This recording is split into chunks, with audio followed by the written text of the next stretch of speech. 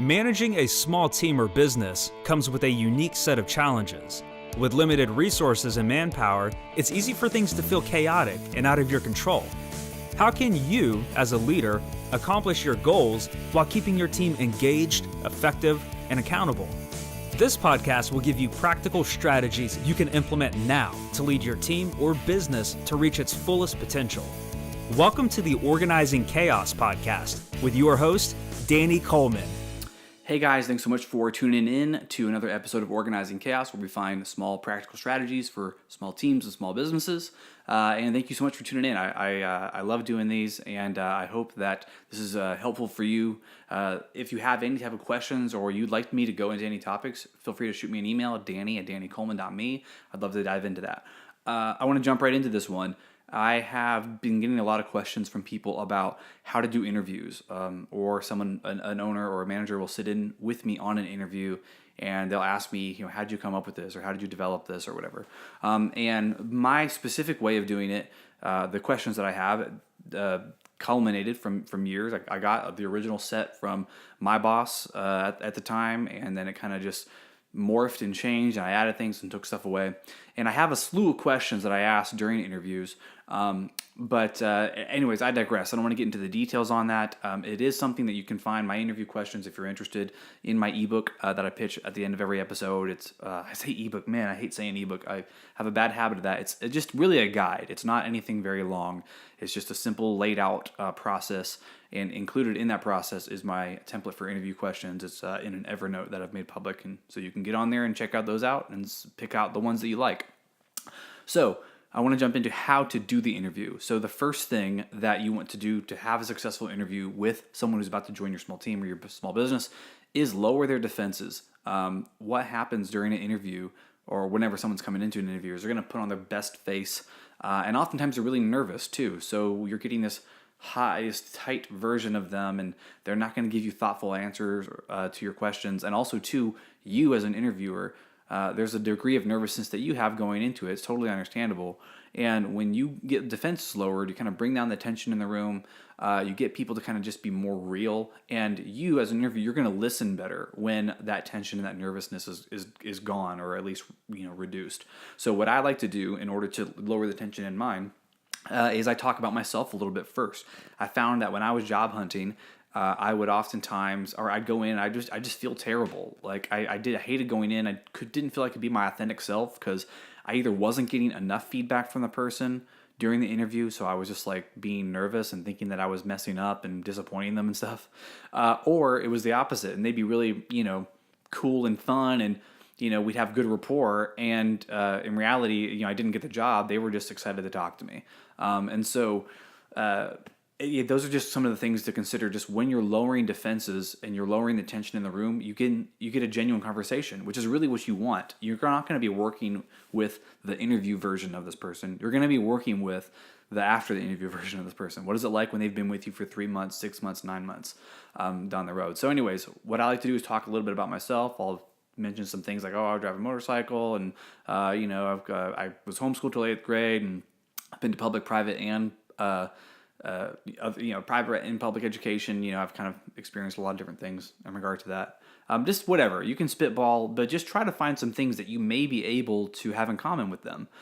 Think about the same way that you would talk to somebody at your local bar or local coffee shop or whatever. You're going to go in there when you talk to them. What are you going to do? Well, you're going to have a conversation, and you're going to talk about some of the things that you guys can relate about. And so that's what you want to do for this interview at the beginning. You want to be able to try to relate to them. And then that way you can have some common ground. And again, it brings the tension down. It brings the nervousness down. They're going to give you better answers. They're going to be more genuine with you. And you're going to listen better. And so when you listen better, you can then ask better clarifying questions, which I'll get to later. So after you've lowered their defenses, and you guys are calm and chill, and people are you feel like there's no more tension in the room, or at least, again, like I said, you've reduced it. You want to make sure that as you're interviewing them, you focus more on culture than skill set. And what I mean by that is someone who has a 10 out of 10 skill set, but a 7 out of 10 or 5 out of 10 on culture, when you're kind of evaluating who they are versus what they can do, right? So skill set is what they can do. Culture is who they are, and how they fit with your team and your team's culture. When you focus on skill set, I mean, I don't know. Just a big mistake, because you can have a 10 out of 10, but again, if they're a 7 or 5 out of 10 and they're bad culture fit, they're going to be miserable, and you're going to have a miserable time. You're going to have to worry about who they are and what are they devising something against you, or are they angry or upset, or they're showing discord amongst the team and drama comes and stuff like that.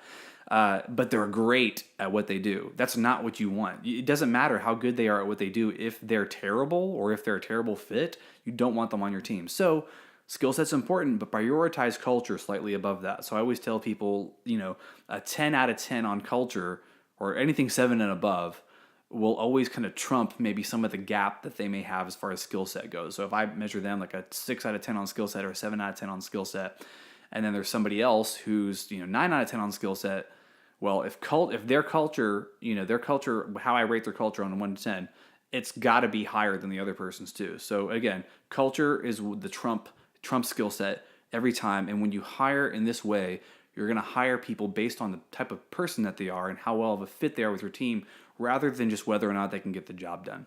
So very important for a good interview to make sure that you weight your questions towards culture. And you can see that if you look at my interview questions that I have in my e-guide book, my hiring book that I have on my website.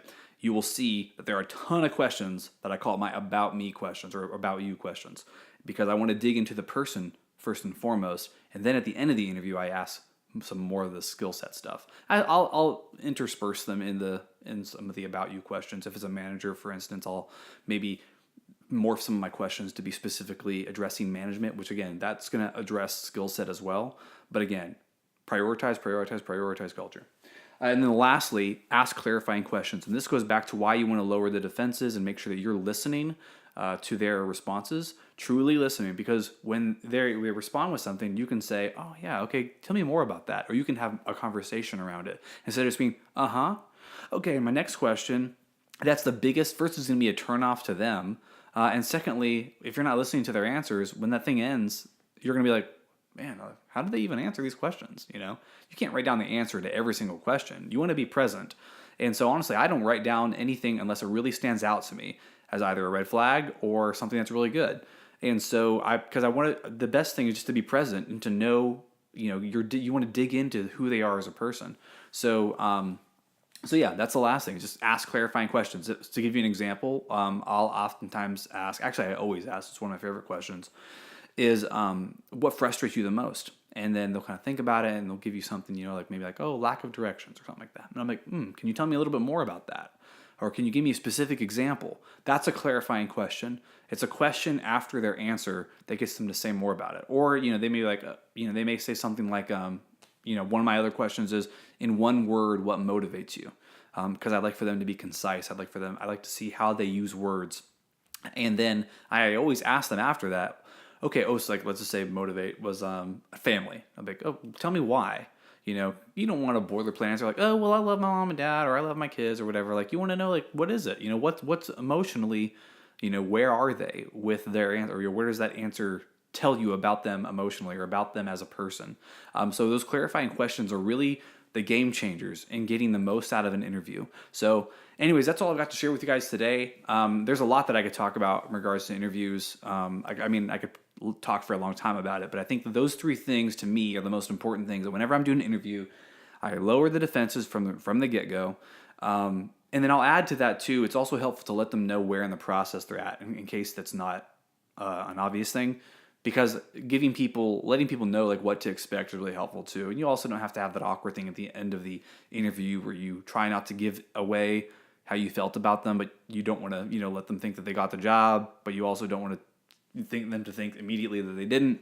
So if you start at the beginning saying, here's where you're at in the process, and then what we're going to do at the end of this interview is I'll contact you in X amount of days, that allows you to also kind of clear the air on that too. So again, do that in the beginning, lower their defenses, explain what's about to happen and where they're at in the process. Focus on culture over skill set. Always weight your questions towards what type of a person they are, what motivates them, what do they care about, what are their values, and do those align with my team? Always prioritize that over what your skill set questions are. And then lastly, make sure to ask those clarifying questions so that you really get a rich and deep interview with this person, so that you end it knowing that, or feeling as confident as you can that you've gotten to know this person pretty well in this hour or so that you've been talking to them. So anyways, hopefully you guys found this useful. If you did, or if you feel like somebody else that you know would find this useful, please share this video with someone else, or if you're watching on video, or share the podcast with somebody. You can comment in the comment section down below, again on YouTube. You can share, like, subscribe, all that fancy jazz. Leave me a review on either like iTunes or Stitcher or wherever your podcast player you're listening to that. I would really, really appreciate it. It's going to help get my message out there, help more people. And lastly, always feel free to email me, Danny@DannyColeman.me, with questions or feedback or anything else that I can help you with. And you can follow me on Instagram as well. I would love to interact with you there. You can see a little bit more about me. And yeah, thanks again, guys, for tuning in. I hope you have an awesome rest of your day. See ya. Want more? Go to DannyColeman.me to download Danny's free small business hiring guide, which includes tips, templates, and tools, plus a step-by-step process you can use to find and keep high-quality employees for your small team or business.